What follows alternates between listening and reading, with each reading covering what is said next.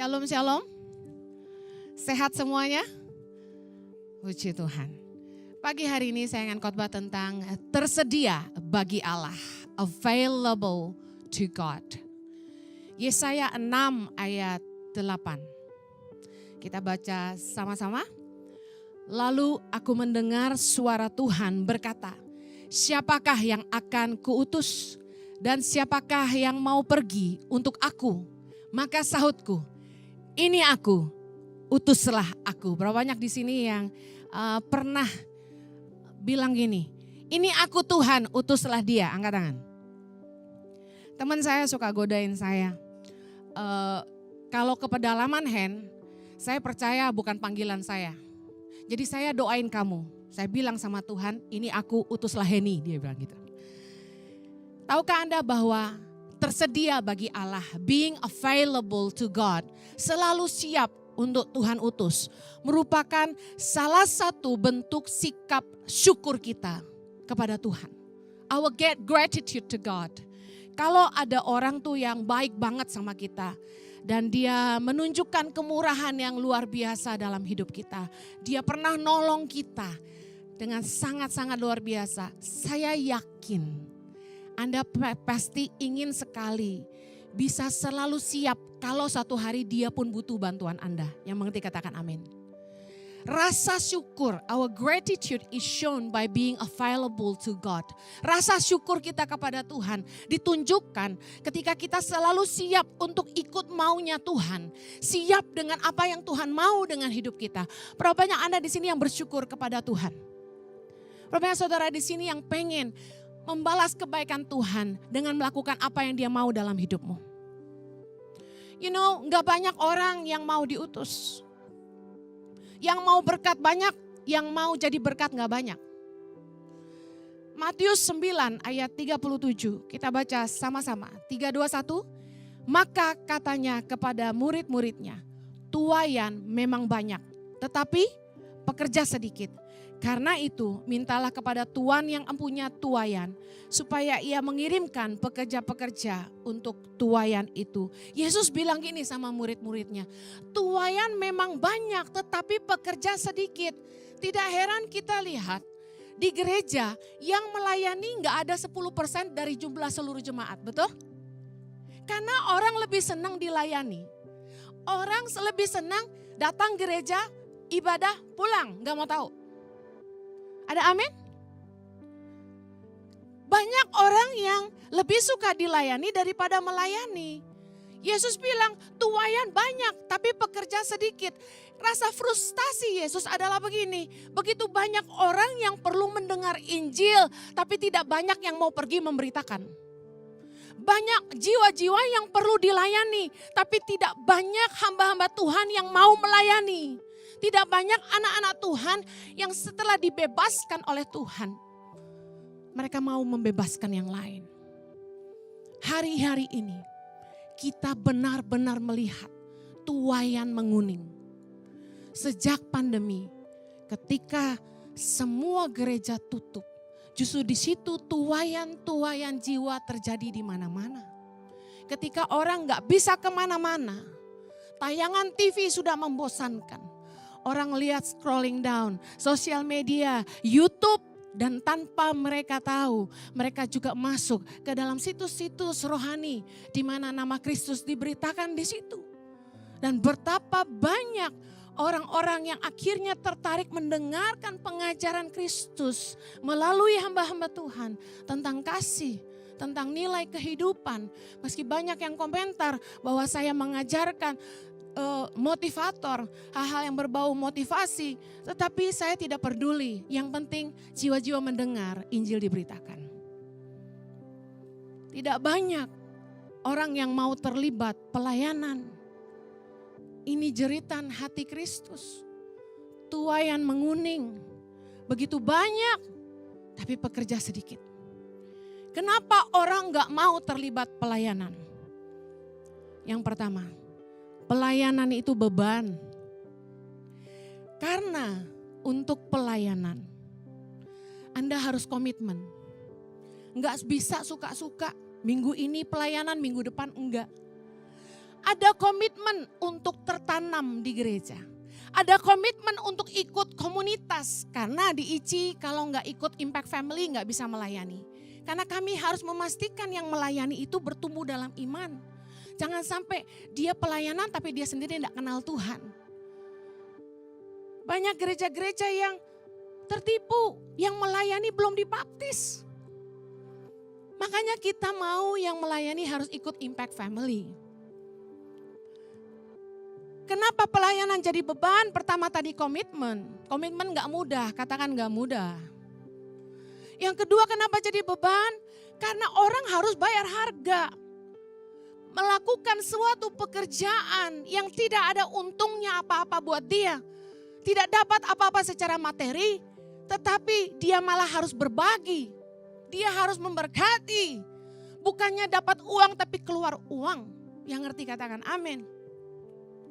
Transportasi nggak diganti, ICI nyediain makan siang dan makan malam buat semua tim pelayanan.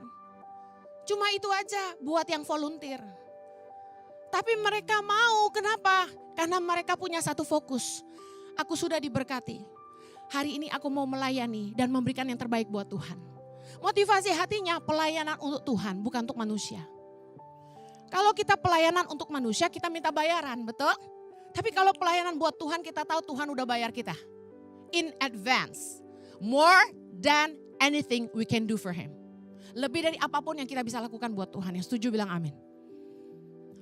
Dalam komitmen dan bayar harga di pelayanan. Pengerja tuh harus bangun pagi-pagi. Lebih pagi mungkin dari Pak Jojo dan saya. Karena ada yang rumahnya jauh, jam 6 udah harus sampai di ICI. Mempersiapkan materi khotbah ketika mereka harus sharing di komunitas.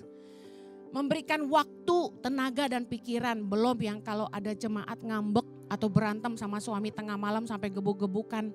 Itu Pak Jojo telepon, Shalom, Teguh, kamu udah ngantuk belum? Saya pikir kenapa nelfon Teguh malam-malam nanya udah ngantuk belum, 11:30 malam. Kenapa bro? Bisa tolong layani jemaat kita? Bisa tolong layani konseling lagi bertengkar hebat. Anda harus tersedia bagi Allah 24 jam. Melayani tidak bisa pilih waktu suka nggak suka. Karena firman Tuhan berkata baik tidak baik waktunya beritakan Injil. Katakan amin. Saya tidak bisa pilih-pilih. Lagi bad mood hari ini. Ibu Heni nggak mau khotbah. Bisa? Baik tidak baik waktunya beritakan Injil. Pernah baru berantem sama suami harus khotbah. Oh itu pengurapan luar biasa. Komitmen dan bayar harga apalagi. Tadi beri waktu, tenaga, pikiran.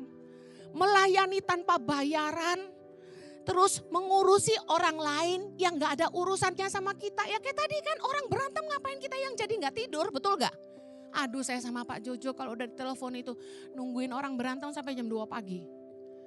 Saya paling demen Pak Jojo gini, kalau udah ngantuk gini, udah capek kan kita. Mau selesai gak? Gitu. Kita mau bobo gitu kan. Mengurusi orang lain dan kita gak diuntungkan. Karena itu keuntungan kerajaan sorga. Betul? Bukan keuntungan kerajaan kita. Kita melayani itu jiwa-jiwa buat sorga, bukan buat kita. Harus berbagi hidup dengan orang banyak. Halo yang introvert. Saya paling, jangan dekat-dekat gitu kan. Saya tuh pendekatannya harus soft and smooth. Jangan agresif, saya paling gak suka apapun yang agresif. Orang bilang saya agresif, you salah. Ini cuma di mimbar. Turun mimbar, you will find me so introvert. Semakin saya tahu orang ngefans sama saya, semakin saya gak dekat sama dia. Biasa aja. Kalau udah jadi teman, apapun saya asik banget. You know, tetapi kalau pelayanan kita gak bisa pilih. Betul gak? Tahu-tahu lagi di luar, Bu Heni, nangis. Boleh peluk? Introvert ingat? Gak bisa, harus bagi hidup dengan orang banyak. Boleh peluk? Dipeluk saya. Anda gak tahu kan bau-baunya orang beda-beda kan? Bu Heni, boleh minta nomor teleponnya? Saya ngajarin jemaat berapa kali. Daripada Anda malu, jangan pernah minta nomor telepon orang. Kalau orang mau kasih, orang kasih. Kecuali urusan kerja. Kenapa? Kalau orang itu nolak kasih nomor teleponnya ke Anda, kan Anda malu. Tentu saya tidak akan bersedia memberikan nomor handphone saya ke siapa saja. Jam 10.30 ditelepon ibu-ibu gak jelas dari mana, langsung diberondong. Maaf, ibu siapa? Jadi kita pelayanan tuh sulit, banyak tantangan. Gak serta-merta semua bahagia. Belum kita dimarahin orang. Counselor, tahu gak sih? Orang itu buat konsultasi sama psikolog tuh bayar jam-jaman. Ici itu nyediain counselors itu kita yang gaji. Lah jemaat yang dilayani dari mana-mana, dari segala denominasi, dari segala gereja, ribuan tiap bulan. Enggak bayar, persembahan juga enggak. Tapi marah-marahin orang. Dan dilayani enggak sembuh-sembuh. Kayak pasien betah banget gitu ke sini.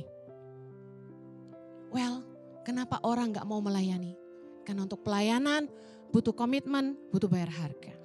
Yang kedua, kenapa sih orang enggak mau melayani? Karena Yesus bilang, tuayan banyak, pekerja sedikit.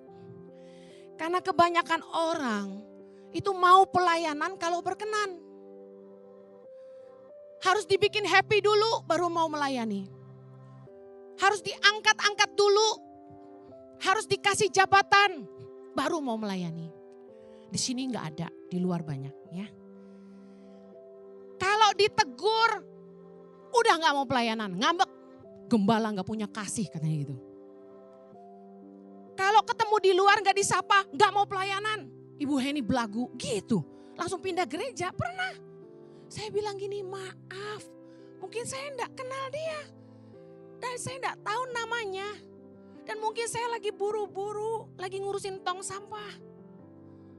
Dan gak lihat. Kadang-kadang kita lihat, kita gak lihat. Bisa ngerti ya? Kelihatannya kita lihat, tapi kita lagi nggak lihat sebenarnya. Kalau nggak dikasih jabatan katanya orang jadi nggak mau pelayanan. Jadi kita harus kasih jabatan. Saya bilang nggak usah. Di sini kita cari laskar Kristus, bukan letjen yang punya pangkat harus melayani. Nggak usah. Kenapa orang nggak mau pelayanan? Karena banyak orang yang hanya mau pelayanan kalau dibayar. Ketika nggak dapat apa-apa, orang bilang, untungnya apa buat saya? Kan Yesus bilang di Alkitab, seorang pekerja layak mendapat upahnya. Jurusnya sekarang hebat. Padahal ketika Yesus mengatakan hal itu di Alkitab, konteksnya berbeda. Anda mau tahu Yesus bilang itu kepada siapa? Lukas 10 ayat 2. Baca sama-sama. Katanya kepada mereka, tuayan memang banyak tetapi pekerja sedikit. Karena itu mintalah kepada Tuhan yang punya tuayan supaya ia mengirimkan pekerja-pekerja untuk tuayan itu. Lalu murid-muridnya pergi, kemudian ayat 7 kita baca. Tinggallah dalam rumah itu, makan dan minumlah apa yang diberikan orang kepadamu. Sebab seorang pekerja patut mendapat upahnya. Janganlah berpindah-pindah rumah. Nah makanya Ici kasih makan minum. Kalau pelayanan, kata Yesus makanlah. Itu upahmu. Nah kalau orang ribut pelayanan harus dibayar. Ini Yesus ngomong. Kamu pergi melayani sebagai pekerja. Kalau kamu tinggal di rumah orang, apa yang disediakan ya makanlah. Paham ya? Orang suka kutip ayat sebait untuk maksud yang berbeda. Tahukah Anda, saya mau kasih edukasi jemaat. Dan juga pelayan-pelayan Tuhan, biar dewasa. Orang yang seharusnya menerima persembahan kasih dari pelayanan adalah mereka yang melayani di mesbah.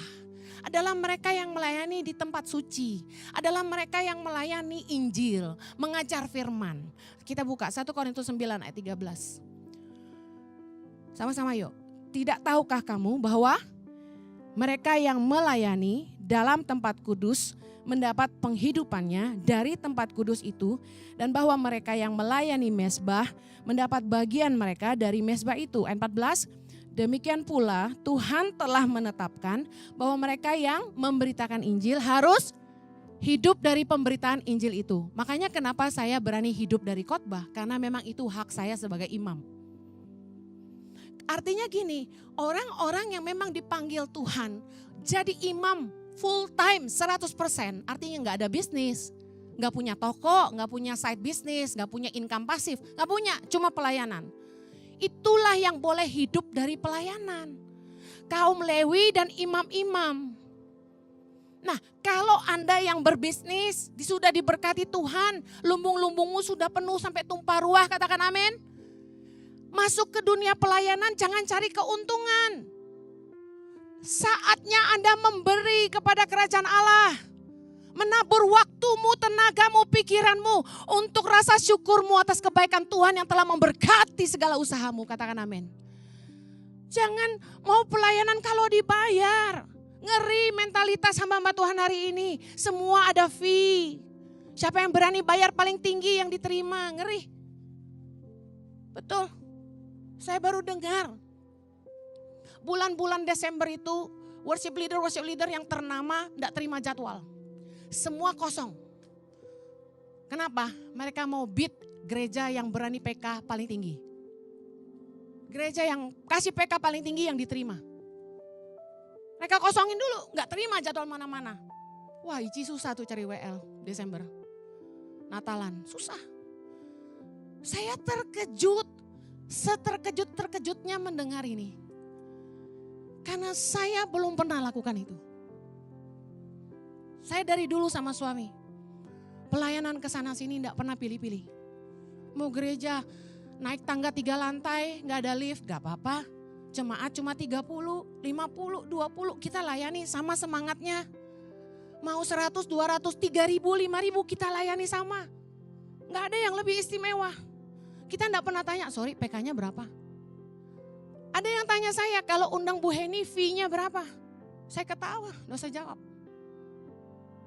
Tidak pantas bagi seorang imam meminta bayaran. Kita hidup dari persembahan. Enggak bisa kita nuntut. Namanya persembahan itu sukarela. Enggak sedikit gereja yang saya lihat miskin. Kecil, gembalanya sederhana. Saya tidak ambil PK sama sekali. Berarti 1 hari Minggu itu saya gak punya duit. Kenapa? Karena saya pikir gini, dia lebih susah dari saya. Istri gembalanya pernah nangis-nangis karena seumur-umur gak pernah ada pembicara yang balikin PK. Ada yang ngeledek saya, iyalah karena lu tahu PK-nya kecil lu balikin. Lu sembarangan ngomong. Gua hidup dari minggu ke minggu. Ngerti ya? Buat saya persembahan seberapapun biar 1 juta 1 hari Minggu itu berarti buat saya hidup. Saya kan gak digaji sama Tangan Pengharapan. Kenapa saya mau melayani di Tangan Pengharapan walau tanpa dibayar? Karena saya tahu saya sudah hidup dari tangan Tuhan sendiri. Amin. Haleluya. Seharusnya orang-orang yang sudah mendapat penghidupan di dunia usaha atau dunia kerja, datang itu memberkati pelayanan, bukan cari berkat dari pelayanan. Saya pengen Anda ngerti dan dewasa. Galatia 6 ayat 6. Baca sama-sama. Dan baiklah dia yang menerima pengajaran dalam firman, membagi segala sesuatu yang ada padanya dengan orang yang memberikan pengajaran itu. Nah, jarang kan Ibu Heni baca-baca ayat begini. Tapi biar dewasa, jangan suka ngomongin pendeta, hidup dari duit jemaat. Lah memang harus. Lah kalau enggak gue makan apa, gue gak kerja. Saya sudah berhenti terima undangan khotbah sejak 2021, masa saya gak layak dapat persembahan dari gereja? Jemaat diberkati enggak sama khotbah-khotbah saya? Saya seminggu diperes khotbah berapa kali, Anda tahu enggak? Kalau hitung-hitungan diundang di luar tuh bulanan saya dapat berapa gitu kasarnya kalau mau begituan. Tapi saya kan hamba Tuhan. Yuk jemaat juga jangan suka ngomongin pendeta. Saya tuh tertekan sekali tiap kali. Ada yang ngomong gini, baik sih niatnya. Cuma tuh aduh gak dewasa. Biarin aja lah tuh Bu Heni sama Pak Jojo bawa-bawa tur ke Israel, Turki. Kan dia perlu cari duit juga buat nyekolahin anaknya gitu. Saya kaget. Emangnya saya gak boleh hidup dari Ici?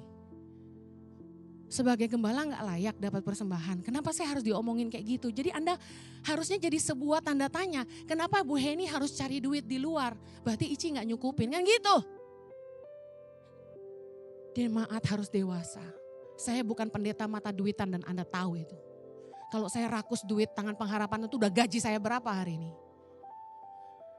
Pelayanan harusnya bukan jadi beban, tapi jadi kerinduan. Amen. Orang tuh kenapa enggak mau melayani? Pertama karena jadi beban, harus komitmen, harus bayar harga. Melayani kalau berkenan, melayani harus dikasih jabatan. Melayani kalau dibayar itu enggak boleh. Karena banyak orang yang punya motivasi begini, makanya Yesus bilang tuaian banyak pekerja sedikit. Orang yang sungguh-sungguh cinta Tuhan dan bersyukur atas kebaikan Tuhan dalam hidupnya. Pasti mau memberikan yang terbaik buat Tuhan. Pasti tidak akan hitung-hitungan sama Tuhan. Pasti semangat untuk melayani meskipun harus bangun pagi-pagi. Tepuk tangan buat volunteer-volunteer Ici yang melayani dengan sukarela di tempat ini. Mereka bangun pagi-pagi. Mereka dandan pagi-pagi. Ada yang nenteng anaknya dalam keadaan tidur, saudara. Dan saya sangat terharu. Orang-orang gini yang bakal dapat upah dari Tuhan. Amen. Yang terakhir, banyak orang Kristen yang mau pelayanan tapi sesuai selera. Pilih-pilih yang dia suka. Cari pelayanan yang dia suka aja. Ya, menguntungkan dan bikin happy. Saudara, saya lihat banyak sekali sekolah-sekolah teologi yang tidak lagi melahirkan penginjil-penginjil yang siap diutus ke ladang misi. Waktu Tangan Pengharapan awal-awal membutuhkan guru-guru pedalaman sebelum program guru pedalaman ada. Yang saya dekati adalah anak-anak lulusan teologi. Ketika kami bilang, mau gak ngajar jadi guru di Tangan Pengharapan? Tangan kiri Alkitab, tangan kanan itu guru. Kenapa? Karena di lapangan, di desa-desa yang dihormati itu kepala desa, pendeta dan guru. Guru itu diteladani dan dituruti. Jadi mengajarkan Injil itu menjadi sangat mudah ketika Anda didengar. Katakan amin. Kami ajak anak-anak sekulusan teologi ya. Tebak apa pertanyaan mereka sama saya. Pertama, ada signal handphone enggak? Data internet lebih penting dari duit. Yang kedua, gajinya berapa? 3, ada listrik enggak? 4, ada air enggak? 5, bisa pulang tiap tahun berapa kali? Sedih, lulusan sekolah Alkitab kebanyakan bukan jadi penginjil yang siap diutus ke ladang misi. Tapi mereka maunya punya gereja besar seperti gembala-gembala yang punya sekolah Alkitab itu. Kebanyakan orang maunya pelayanan di kota-kota, di gereja yang punya nama. Tahukah Anda bahwa Yesus itu pelayanan di kota dan di desa? Lukas 8 ayat 1. Tidak lama sesudah itu Yesus berjalan berkeliling dari kota ke kota dan dari desa ke desa memberitakan Injil Kerajaan Allah. Ke-12 muridnya bersama-sama dengan dia. Matius 9 ayat 35. Demikianlah Yesus berkeliling ke semua kota dan desa. Ia mengajar dalam rumah-rumah ibadat dan memberitakan Injil Kerajaan Sorga serta melenyapkan segala penyakit dan kelemahan. Lihat, Yesus itu enggak cuma pelayanan di kota, tapi dia pelayanan di desa. Makanya saya enggak pernah berhenti ke daerah-daerah. Karena apa? Disitulah api kita terbakar untuk melihat jiwa-jiwa dimenangkan buat Tuhan. Amen. 1 Petrus 2 ayat 9. Mari lihat siapakah kamu di dalam Tuhan. 1 Petrus 2 ayat 9. Orang percaya baca sama-sama. Tetapi kamulah bangsa yang terpilih, imamat yang rajani, bangsa yang kudus, umat kepunyaan Allah sendiri. Supaya kamu memberitakan perbuatan-perbuatan besar dari Dia yang telah memanggil kamu keluar dari kegelapan kepada terangnya yang ajaib. Siapa yang sudah diangkat Yesus keluar dari kegelapan kepada terangnya yang ajaib? Angkat tanganmu. Katakan, aku adalah imamat yang rajani. Anda, kita semua dipanggil untuk menjadi saksi-saksi bagi Tuhan. Untuk memberitakan perbuatan-perbuatan Tuhan. Katakan amin. Tugas memberitakan Injil bukan cuma tugas pendeta. Bukan cuma tugas penginjil. Tapi kita semua, imamat rajani, orang-orang yang sudah ditebus oleh Tuhan. Orang-orang yang sudah dikeluarkan dari kegelapan kepada terangnya yang ajaib. Tuhan mau kita pergi dan memberitakan perbuatan-perbuatan Tuhan yang besar. Katakan amin. Yesaya 60 ayat 1 berkata, bangkitlah, menjadi teranglah, sebab terangmu datang dan kemuliaan Tuhan terbit atasmu. Kita harus bangkit bagi Tuhan. Katakan, saya harus bangkit bagi Tuhan. Tersedialah bagi Allah. Jika Dia memanggil engkau, siapakah yang mau aku utus? Katakanlah, Tuhan ini aku, utuslah aku. Tersedialah bagi Allah. Kalau engkau sungguh-sungguh mengasihi Tuhan, kalau engkau sungguh-sungguh bersyukur atas kebaikan dan kemurahan Tuhan, jangan pasif. Tiap hari itu doa, tanya Tuhan, apa yang kau mau aku lakukan bagi kerajaan sorga. Kisah Rasul 26, ketika Yesus menampakkan dirinya kepada Saulus. Saulus adalah Rasul Paulus yang masih jahat. Dikatakan di ayat 16, tetapi sekarang bangunlah dan berdirilah. Aku menampakkan diri kepadamu untuk menetapkan engkau menjadi pelayan dan saksi tentang segala sesuatu yang telah kau lihat daripadaku. Dan tentang apa yang kuperlihatkan kepadamu nanti. Lihat, inilah panggilan Tuhan. Panggilan Yesus bagi orang-orang kudus. Yaitu untuk menjadi pelayan dan jadi saksi. Saksi apa? Tentang segala sesuatu yang telah kau lihat daripadaku, kata Yesus. Itu tentang Yesus dan apa yang akan kuperlihatkan nanti tentang pekerjaan-pekerjaan Tuhan dalam hidup kita. Lihat di ayat 18. Dan aku akan mengutus engkau kepada mereka. 18 baca sama-sama. Untuk membuka mata mereka. Supaya mereka berbalik dari kegelapan kepada terang. Dan dari kuasa iblis kepada Allah. Supaya mereka oleh iman mereka kepadaku memperoleh pengampunan dosa dan mendapat bagian dalam apa yang ditentukan untuk orang-orang yang dikuduskan. Apa yang Tuhan mau dari kita? Apakah kerinduan hati Kristus? Dia mau kita jadi saksi, jadi pelayan. Untuk apa? Membuka mata orang-orang yang belum mengenal Kristus. Untuk membawa mereka berbalik dari kegelapan kepada terang. Dari kuasa iblis kepada Allah. Untuk menolong mereka supaya mempunyai iman dan pengampunan dosa di dalam Kristus. Kalau Anda bilang, Tuhan mau aku ngapain? Jelas yang Tuhan mau. Listen. Selama ini kita berdoa. Minta ini itu sama Tuhan. Kita minta Tuhan berkati kita. Kita minta jodoh, minta keturunan, minta kesehatan. Minta. Pertanyaannya. Apakah kita pernah bertanya apa yang Tuhan mau dengan hidup kita? Kalau Anda punya alasan, Bu saya enggak tahu rencana Tuhan apa buat saya udah doa tapi Tuhan gak ngomong. Saya kasih tahu. Yohanes 15:16. Bukan kamu yang memilih aku, tetapi akulah yang memilih kamu, Yesus bilang. Dan aku telah menetapkan kamu supaya kamu pergi, katakan pergi. Dan menghasilkan buah, katakan menghasilkan buah. Dan buahmu itu tetap. Supaya, baca sama-sama. Apa yang kamu minta kepada Bapa dalam namaku diberikannya kepadamu. Kalau Anda mau doa-doamu dijawab Tuhan, yang mau katakan amin. Anda harus pergi dan menghasilkan buah bagi Tuhan. Apakah buah? Buah yang Tuhan mau dalam hidup kita. Yang pertama pertobatan, perubahan hidup. Yang kedua Tuhan mau karya-karya kita.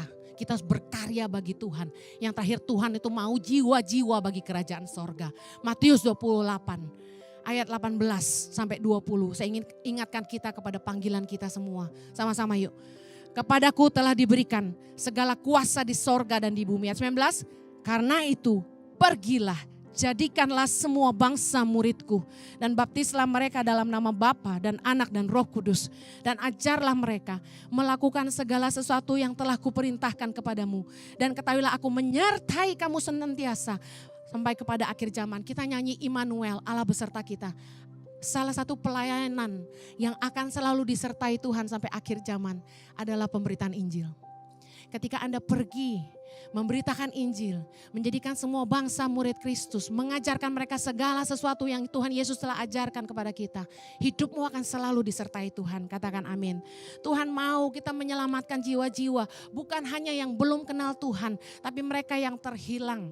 Matius 18:14 berkata, Bapakmu yang di sorga tidak menghendaki supaya seorang pun dari anak-anak ini hilang. Adakah teman-temanmu yang dulu pelayanan sungguh-sungguh di gereja, tapi hari ini dia sudah terhilang, sudah tidak mau kenal Tuhan, mungkin kecewa sama gereja yang lama, mungkin pernah kecewa sama orang Kristen. Yuk cari mereka yuk. Ajak makan siang yuk, tapi sebelumnya ikut gua ibadah dulu ya. Anda bisa pakai segala cara hanya untuk menunjukkan Kristus kepada mereka. Anda harus tahu bahwa jiwa-jiwa sangat berharga bagi Allah. Katakan jiwa-jiwa sangat berharga bagi Allah. Lukas 15 ayat 7 berkata, demikian juga akan ada sukacita di sorga karena satu orang berdosa yang bertobat. Lebih daripada sukacita karena 99 orang benar yang tidak memerlukan pertobatan. Tuhan senang Ici rame, amin. Tapi Tuhan lebih peduli jiwa-jiwa terhilang di luar sana yang bisa Anda selamatkan buat Tuhan. Terakhir, dalam hubungan yang sehat itu harus ada take and give. Anda juga gak mau nikah hanya beri dan tidak pernah diberi. Demikian sama Tuhan. Kita selalu minta sama Tuhan. Tapi kita pernah tanya enggak yang Tuhan mau apa? Pagi hari ini Roh Kudus ingatkan saya untuk mengingatkan Anda. Jangan hanya ambil. Mari beri buat Tuhan. Jadilah orang yang mau tersedia bagi Tuhan. Ketika firman Tuhan berkata kepadamu, Tuhan tuayan banyak, pengerja sedikit. Ini aku, utuslah aku. Ketika Petrus bertemu dengan Tuhan Yesus, Yesus tanya dia 3 kali, pertanyaan yang sama. Anda ingat? Petrus, apakah engkau mengasihi aku? Gembalakanlah domba-dombaku. Petrus, apakah engkau mengasihi aku? Gembalakanlah domba-dombaku. Petrus, apakah engkau mengasihi aku? Gembalakanlah domba-dombaku. Pertanyaan yang sama pagi hari ini. Anda mau gak bagi hidupmu dengan orang-orang yang butuh Tuhan? Tuayan banyak, pengerja sedikit. Ici sangat kekurangan pengerja. Saya sedih. Saya komplain sama tim production dan media. Saya bilang saya butuh ada stage manager yang bisa duduk di depan ini mendampingi setiap pembicara. Selasa sebulan sekali, tiap hari Rabu dan hari Minggu. Kadang-kadang lucu. Saya datang duduk sendirian, gak ada yang temani. Pernah saya angkat mimbar saya sendiri ke atas panggung. Saking gak ada yang bisa bantu. Saya marah sama mereka. Kenapa bisa gak ada yang bisa bantu? Mereka semua menolak untuk melayani karena alasan sibuk kerja. Yang volunteer gak mau Bu. Saya bilang yang digaji suruh jaga. Hari ini Dominika, sekretaris gereja yang jaga. Karena yang tidak digaji tidak mau. Ini contoh yang sudah di depan mata. Anda yang sudah dipulihkan Tuhan, Anda dewasa secara rohani, Anda tahu itu. Anda tahu firman Tuhan. Mau Anda buka hatimu untuk melayani keluarga-keluarga yang butuh dilayani. Di sini cari konselor yang bisa melayani suami istri sulit sekali. Kami cuma punya 1, 2. Anda yang dewasa rohani mau enggak melayani, ambil bagian. Jadi ketua komsel, jadi konselor di ICI. Kita butuh. Guru sekolah minggu kita butuh banget. Ada enggak yang mau ambil bagian? Jiwa-jiwa tuayan menguning. Minta maaf setiap bulan. Sejak saya bikin gereja online bersama Pastor Jojo. Jiwa-jiwa Tuhan kirim. Kami baptis orang puluhan tiap bulan. Tidakkah Anda bersuka cita? Karena sorga bersuka cita. Mari ambil bagian. Dengar panggilan Tuhan pagi hari ini.